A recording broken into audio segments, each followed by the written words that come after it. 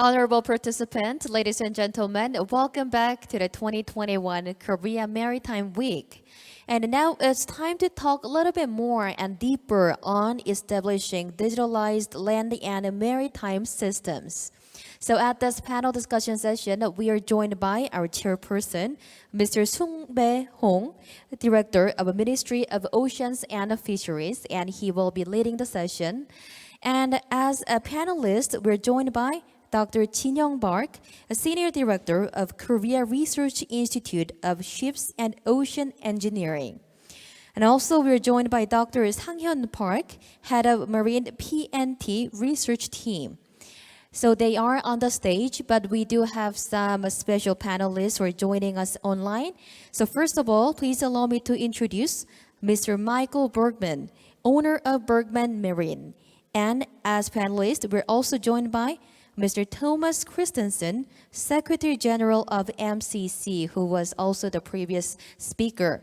So I did introduce all of our honored chairmen and our panelists. So chairperson, you may now lead the session. Your floor is yours.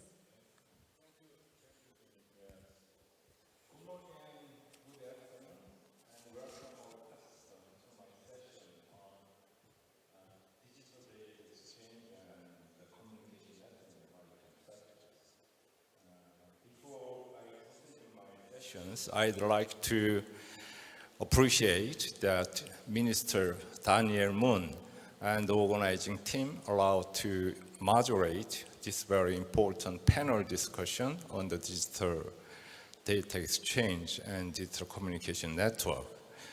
So actually, Seung-hee Lee already introduced my panelists already. So as she introduced, we have totally 5 panelists here, including myself.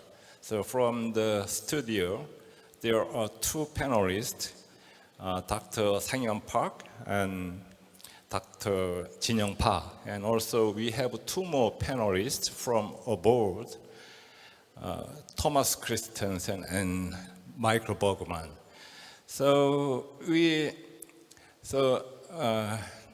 I think we have some more time before directly proceeding our discussion. So, Michael, do you want to introduce yourself a little bit within 30 minutes? I will give you 30 minutes for your introducing by yourself. Thank you, Sunbae. Yeah, it's a pleasure and honor for me to be here at the Korean Maritime Week. I am, as said, owner of B.M. Bergman Marine. I had been for several years the president of CIRM, and I'm also the secretary of the Port CDM Council, which evolved out of the SDM validation project, and also are very active in IMO, IHO, EALA, and others. And we'll talk more about the effects of that later on. Thank you very much. Okay, thank you, Michael. Because you are now working very important work in the Bergman Marine, but I appreciated your participation in this discussion because of your expertise as the president of CIRM. So you can input many valuable ideas to our session. And also Thomas, good morning. What time is it there? It's 20 minutes past 8 in the morning. So yeah. not that bad anymore. Okay, you can use around 20 or 30 seconds for your introducing yourself. Okay, thank you. So yes, as was mentioned, I am the Secretary General of, it was said MCC, which is actually short of the MCP Consortium. And before that, actually, that was mentioned in Jin's presentation. I was project manager for different e-navigation projects, including the Efficiency 2 project. And I was working as a project manager at the Danish Maritime Authority at that time. Okay, thank you, Thomas. And also, already Dr. Sang-hyun through your presentation, you already introduced yourself. He is a very important people in Korea working for the Korean PNT system. And the next panelist, Jin-young Park, is also very important people in maritime digitalization, as he introducing some idea on the global maritime digital route testbed. So then let's start our discussion on the digital data exchange, especially the digital communication network in maritime sector. Personally, for the sake of facilitating our discussion today, I will ask questions I prepared by myself with regard to the presentation that you made just now, and also according to your expertise, respectively. After that, if we have some time more left, I will give you the panelists to have some questions each other freely, in free way. So all of you can make some question each other after my question finishes. So my first question goes to Michael Bergmans. Michael, we have listened to the 3 presentations today, just now, right? Did you listen to all presentation? Yes. Yes, absolutely. Yeah. Then, what do you think about the interrelationship between 3 presentations in terms of the global maritime digital services, such as e-navigation or maritime autonomous surface ships, MaaS? Yeah, thank you very much. First of all, thank you for the very good presentations I heard today, which are all were talking about important aspect of digitalization in the maritime world. As we have heard from Thomas, the communication and the data exchange in a secure way is essential for us to do digitalization. Because when we take about e-navigation, it's about data exchange between ship and shore, shore and ship, and shore and shore. And that is only possible if we can actually exchange information. And when we take a look to maritime autonomous surface ships, Sunbae you asked for, MaaS can only work if they are communicating with the outside, getting information. When they are working autonomous, then they need to get the information on the area around them. They need to absorb those information and they need to use it to steer correctly and make good decisions in the artificial intelligence which are built in. But also you need to monitor those autonomous ships from the outside and may need to be in a position to actually interfere if something doesn't go right. So that also needs secure and safe information. So what we heard from Thomas was the MCP is very important that we have those secure identification and talk about. When I take a look to the discussion of Jin Park, important part I see in all of this development is that you were mentioning, Jin, quite a few different projects, which are all regional projects, European projects or other projects. What we are lacking of are projects validating and bringing forward to reality on a global basis, because ultimately solar ships are traveling, for example, from Busan to Europe. And they are not just in the waters of a certain region. So taking a look to the different aspects of validation being done in the different regions, the presentation of GMDRT, which you had, is showing us the next level, which is important to actually implement e-navigation on a global basis and not only on the regional basis. And the third presentation, which I also like very much, is the PNT. PNT is essential. If a system doesn't know where it is, it cannot navigate. If a maritime autonomous ship gets wrong information on own positions, we'll see accidents. So taking into account resilience in definition of the position is important. It is not only important for manned ships, it's also important for unmanned ships. And therefore, this resilience is very essential. And taking into account that GNSS is vulnerable because of spoofing and spamming, the additional information like R mode or like ELORAN, giving additional information in to ensure that we are resilient in our positioning is essential.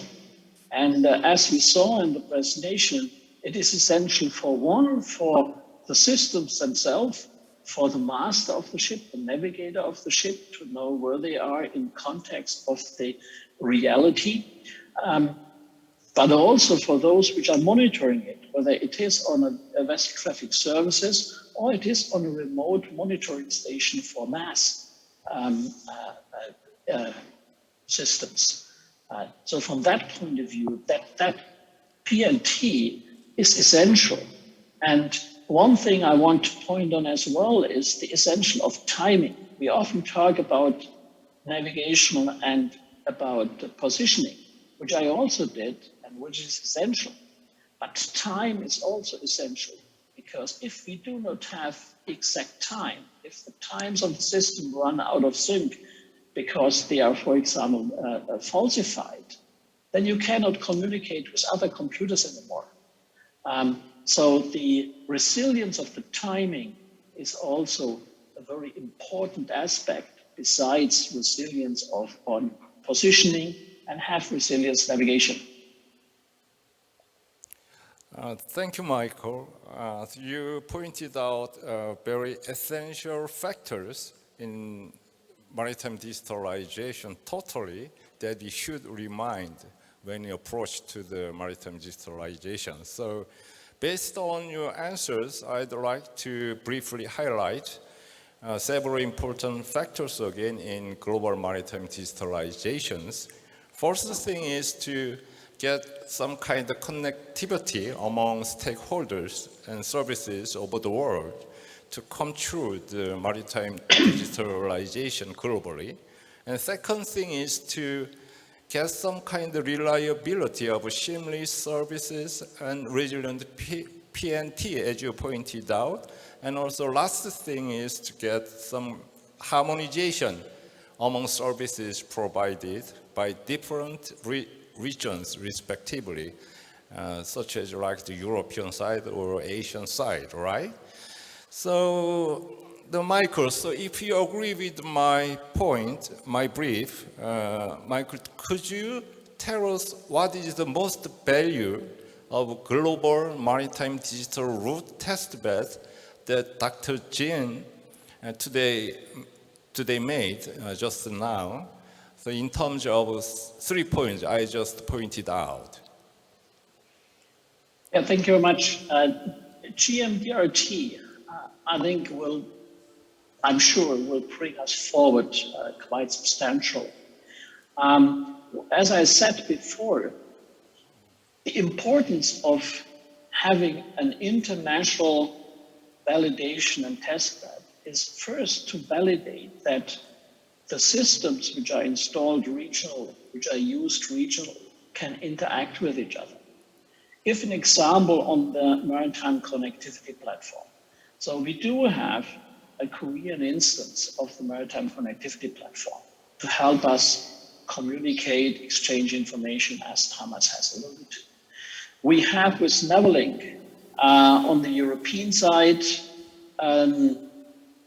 another instance of the MCP. Both work globally, of course, but if you are subscribing to one and not the other, you need to be able to exchange those information. So in essence, it is important that a ship which leaves, as the example I had before, Busan, and trying to call in Europe, they need to be able to communicate on all of the aspects on their voyage, be it the Singapore, the Malacca Straits, be it the Horn of Africa, be it the Suez Canal, be it when entering the Mediterranean or actually going around Gibraltar and coming to the Northern Sea. So those types of information to be exchanged on a global basis, early enough on a global basis, and not too late, will actually help to steer shipping. And we heard before in the discussion, for example, about the Green Deal and going green and reduce emission based on the IMO greenhouse gas resolutions.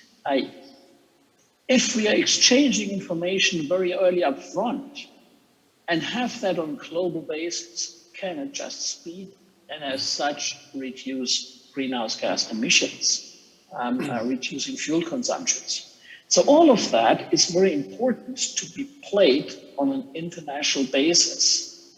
And giving that from an industrial point of view, the shipping industry is not the largest industry, taking into account how many ships do we have, and as such, how many clients for ship electronics, compared to the clients using a smartphone, for example. You need to act globally, because only then the market has a value for you to create new tools. And as such, the GMTRT as a project and proving that internationally e-navigation is actually a beneficial item can first help IMO to create the right regulations, but also give to the industry the confirmation that the market is ready on a global basis to actually use e-navigation on a broader scale. Okay, thank you, Michael. So actually, I think the what is it, regulatory approach is also very important to start maritime digitalization globally. But much more important thing is that the user-based approach is much more important. Yesterday, I meet with Mr. Andreas Noses, the Director General of Danish Maritime Authority. So he gives some idea. His concern on the global maritime digital road test bed. If we want to make successful this project, when you carry out the feasibility study on the test bed, he said we should keep in mind the user-based approach.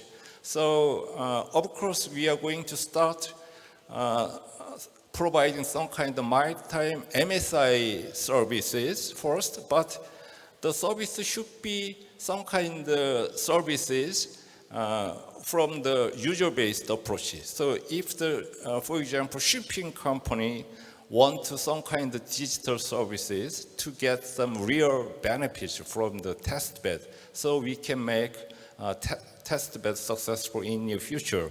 Anyway, the industrial approach is very important. So as the former president of the CIRM, Michael, one more idea is regarding get some verification and certificate for their product from each country is very important. So very briefly, within 20 or 30 seconds, I will give you one more time to talk about that.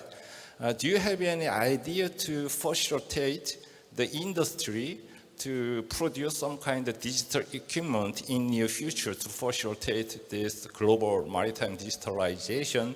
For example, we established some kind of international center for providing some kind of the validation and approval function center for the product made by industrial side jointly.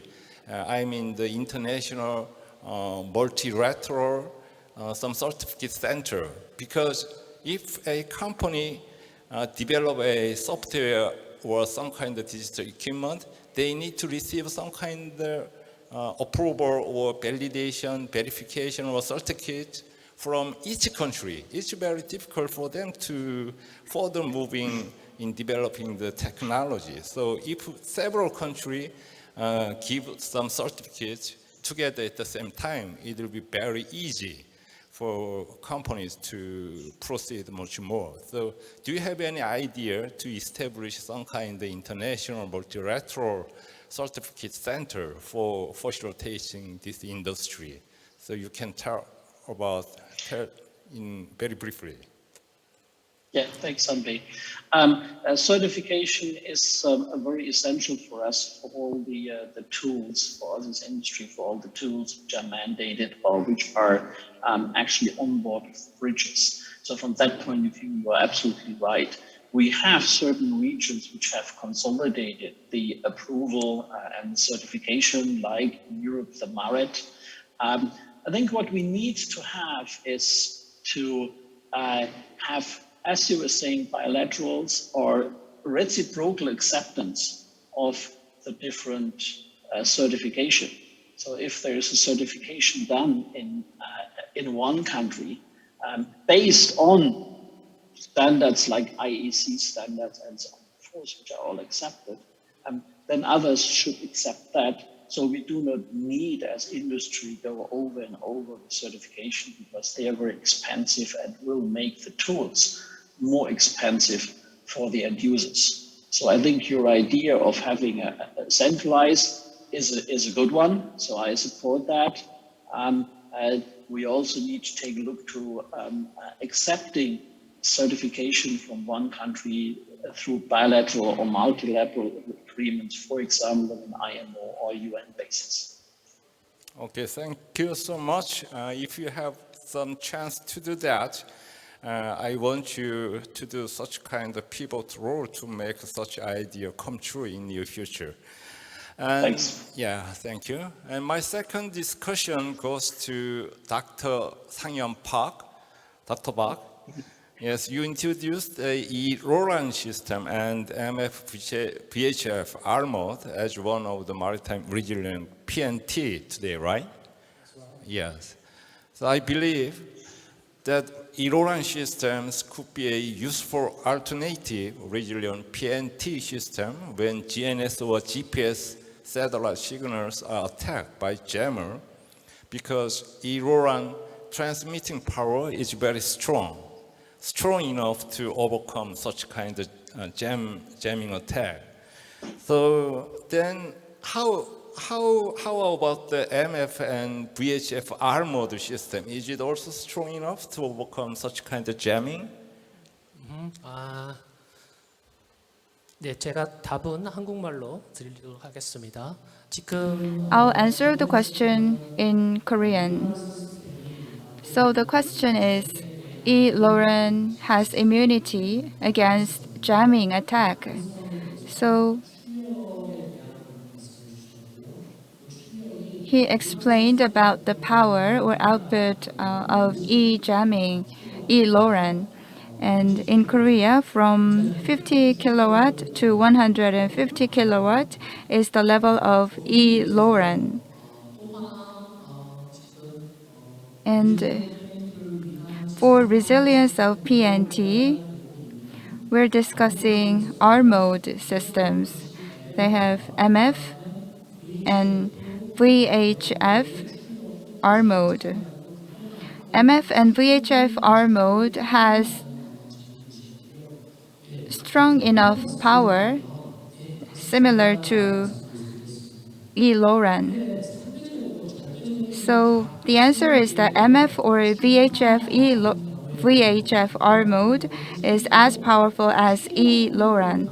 But as for middle frequency, the broadcasting is not a kilowatt level. Usually for MF, the broadcasting is done from 300 to 500 megawatt.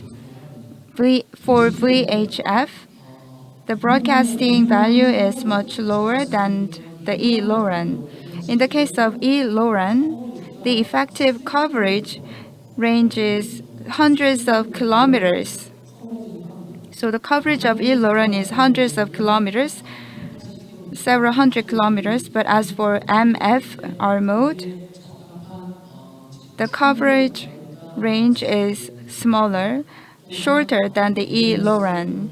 And as for AIS or VDS, the coverage is relatively lower. So within the VHF coverage, the level of output or power is sufficient. Many people say that if we use E-LORAN system, we can become immune to jamming attack because E-LORAN uses electric frequency, so E-LORAN may also be vulnerable to jamming or spoofing attack. That's what many people say. But jamming is impossible for E-LORAN because E-LORAN has such a strong transmission power. Spoofing is to create a fake signal and conduct a spoofing attack.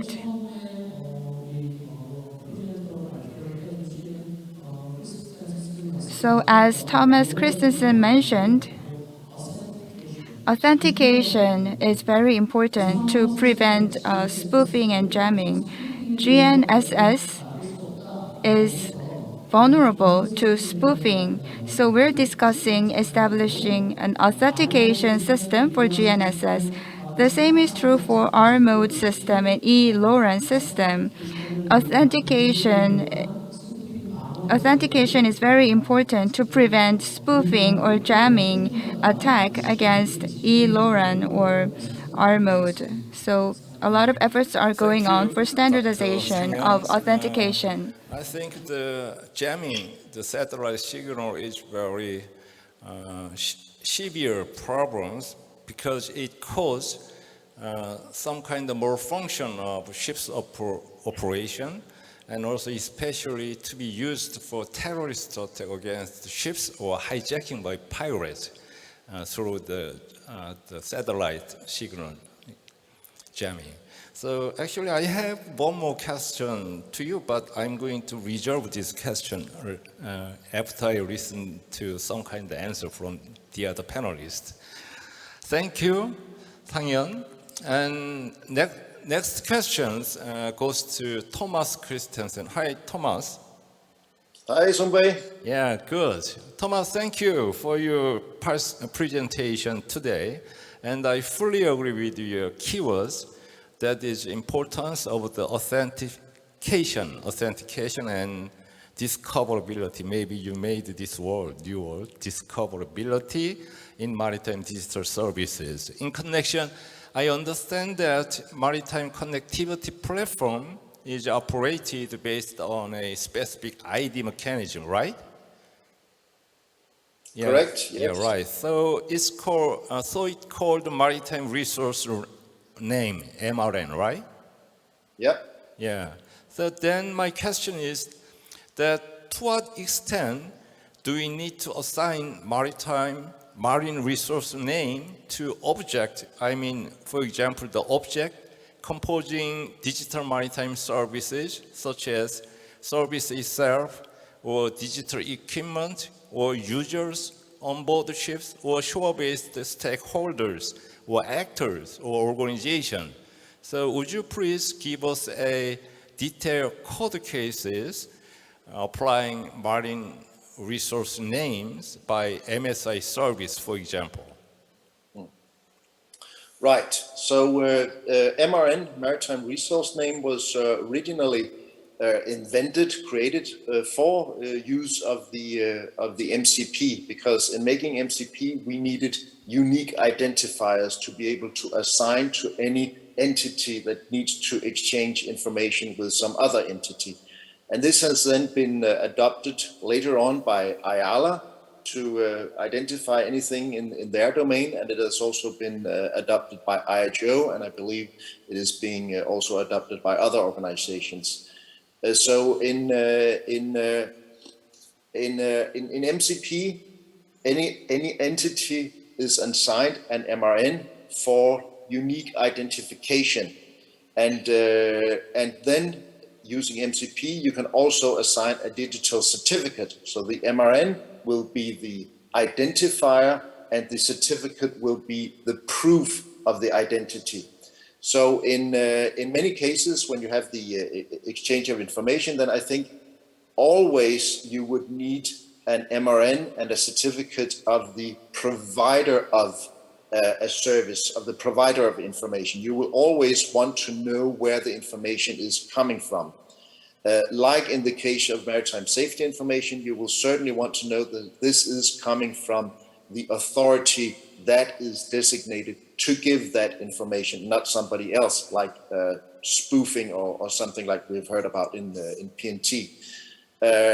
Whether the receiver information should be given an identity and be able to authenticate itself is depending on the service. If we're talking about navigational warnings, maritime safety information, there's not really a need for the receiver of the information to be identified or to be authenticated. But in other cases where you have an information exchange, like for reporting purposes, you would need both the provider and the receiver of the information to be identified using an MRN, and also to be authenticated with an associated digital certificate. So it depends on what kind of services that we're talking about. Okay, thank you, Thomas. Anyway, the MCP Maritime Connectivity Platform is a kind of open platform, as we know, while there are some kind of closed type of platform according to other instances of digital services nowadays. So there are many kinds of digital platform with different standards over the world, right?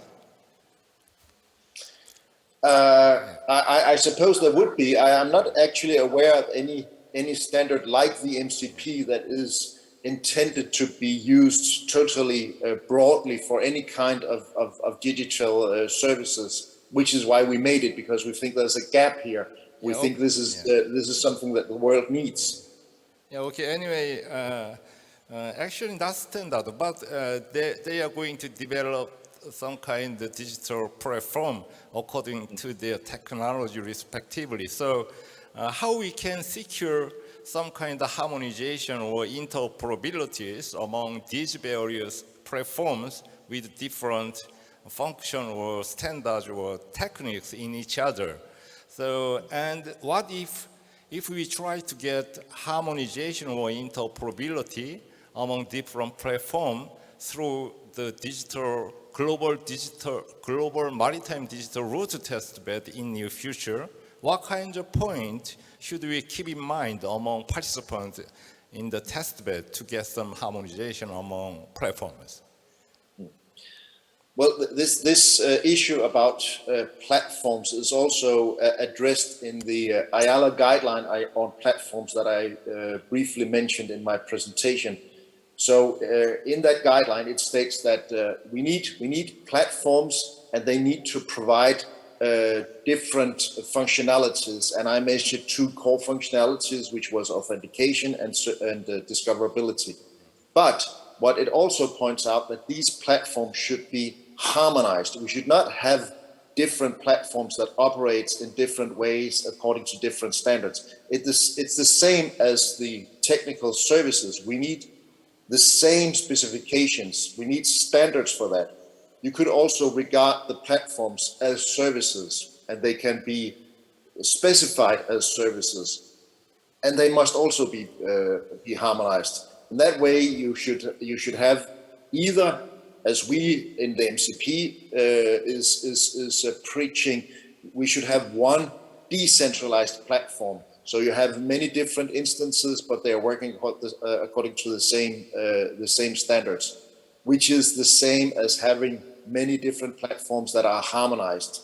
So it is important that these platforms are standardized in the same way as the technical services themselves are.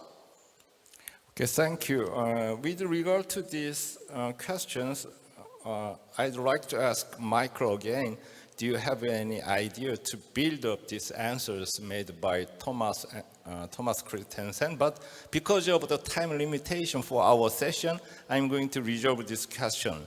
So if you give the chance to the answer or build up much more idea on Thomas later stage, or if we conclude this session without any further Q&A session, please give me some ideas through email, even though we cannot discuss directly. Thank you so much. Thank you. And last questions it goes to Dr. Jin Young Park. Hi, Dr. Jin. Yeah. So your presentation is so impressive, actually. And I'm in line with your opinions, especially new trend as the mega trends such as e-navigation for green to greener shippings, e-navigation with AI, and also e-navigation for Mars, as well as the digital service over the world. So I also believe that e-navigation is a kind of digital infrastructure to support this kind of new trend or mega trend as you talk. So in this regard, would you please select what kind of main components the e-navigation has as the digital infrastructure to support such a mega trend in maritime digitalization? Thank you. If I should select just one, I like to select the connectivity or connectivity platform, because all we have to implement for new goals and new trends is on the tier of the connectivity. I like to say that the connectivity is the status for securely and reliably communicate between the entities. That is the core basis for all the engineering works and implementations what we are trying to achieve. So I can say that definitely the connectivity platform is the core. Okay, thank you, Dr. Park. And even though I have already asked this question to Michael Borgman at the beginning, I'd like to ask same question to you because you are the key person carrying out the feasibility study on global maritime digital route testbed. So my question is that if the global maritime digital route testbed is very successful in the future, is there any possibility to globally establish a joint validation or some approval center as a kind of international multilateral certification scheme for such emerging digital softwares or equipments on board ships among countries?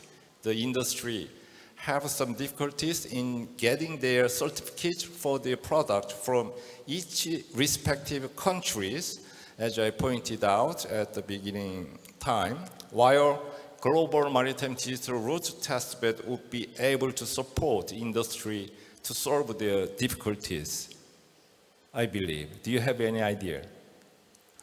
If I should say yes or no, I should say yes. But I like to also say that we should have some multi-phase approach for that, because we should provide some technical environment for proof of concept and verification of our implementation and the validation of our concept and the approval of all the equipments that could be used for the services or operations. So at the beginning, I believe we should provide some functionalities or facilities to support the proof of concept to convince all the stakeholders that has some relationship to these activities. So, but at the end, there should be some, many of commercial entities or companies, they should also have some difficulty to acquiring, getting certification from classification society. in this regard, if we say that so far we just needed to get approval for equipment itself, but if we think about the maritime services in the context of navigation or for mass, there should be some connectivity between ship and shore. That means we need to provide some certification procedures that has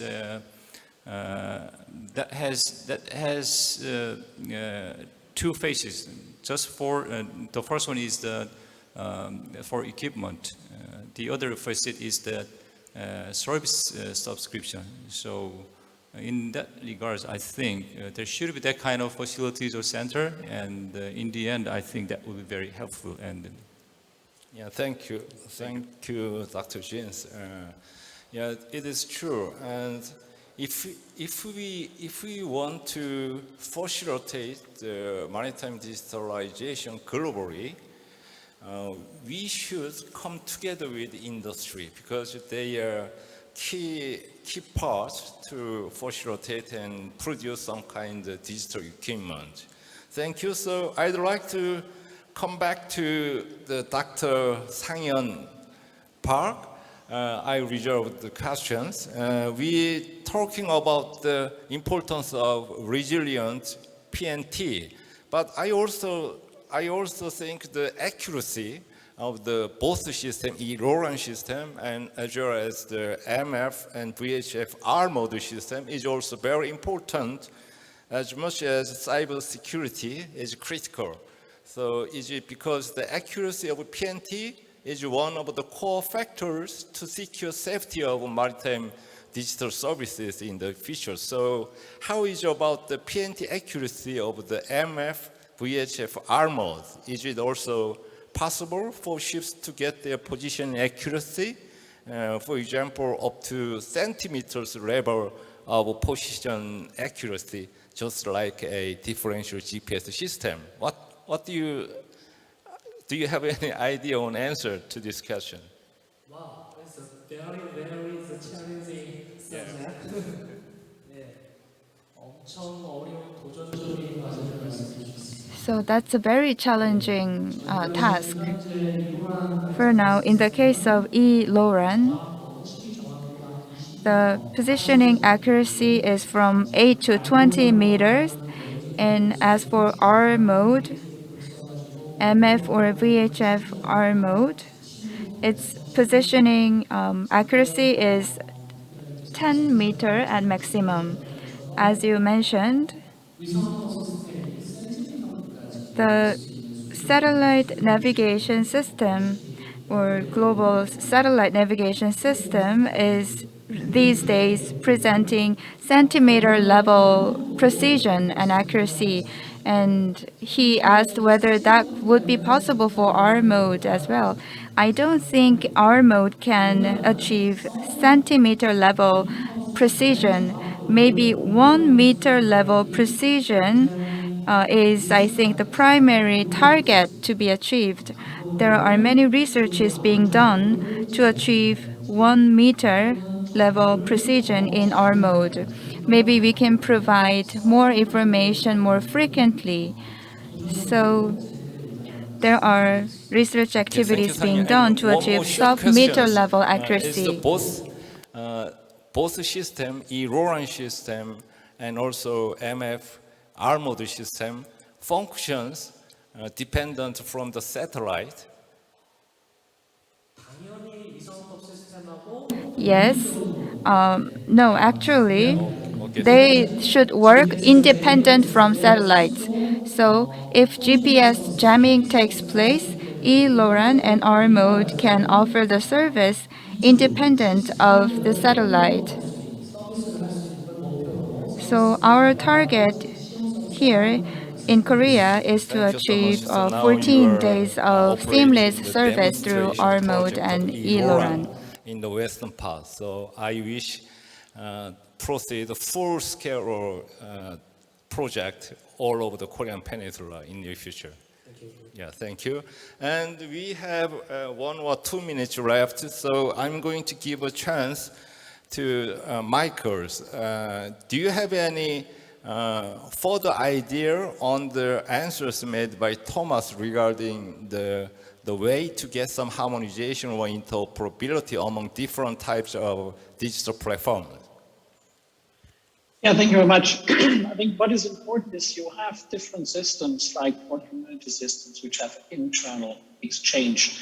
If we can agree and validate that the use of international standards like the S100 series of standards, S421, S211, and so on and so forth, are used for interchanging. What is used internally in the system is less relevant. But as Thomas was alluding to, we need to have the capability for the different systems to be able to exchange. And we're working in the MCC to ensure that different MCP instances can actually interact with each other. Yeah, thank you, Michael. Times are flying because I'm together with so excellent experts today. So I'm so regretful to conclude our discussion right now due to the time allocated for our session.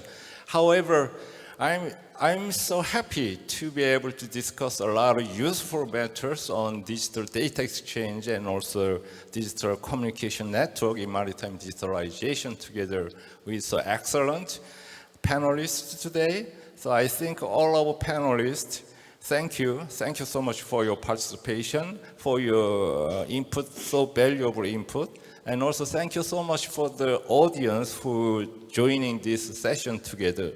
I conclude my session with this. Thank you so much. Thank you. Bye.